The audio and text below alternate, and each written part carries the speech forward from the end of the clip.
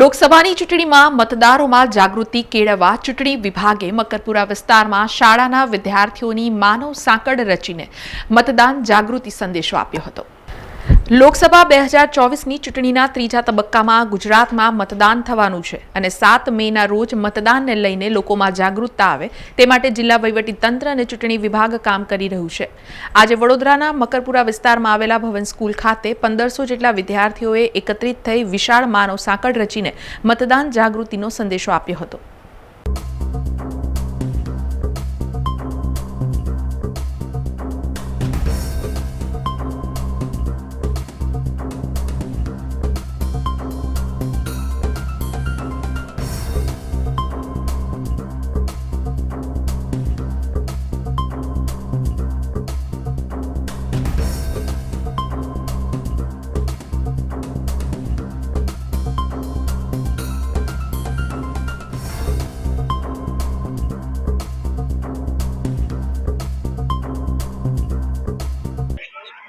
આગામી જે લોકસભા ઇલેક્શન આવી રહ્યું છે તેમાં વધુ ને વધુ લોકો મતદાન કરે એ અંતર્ગત વોટર અવેરનેસ ખૂબ જ જરૂરી છે।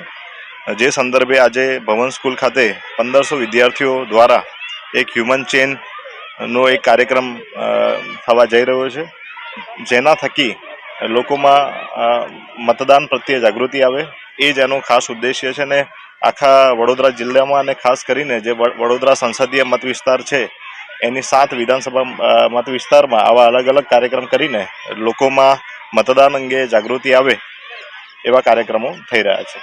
સમાચારોના સતત અપડેટ માટે TNN ન્યૂઝને YouTube પર સબસ્ક્રાઇબ કરી બેલ આઇકોન પ્રેસ કરો અને અમારી સાથે જોડાયેલા રહો Facebook, Instagram અને Twitter ઉપર।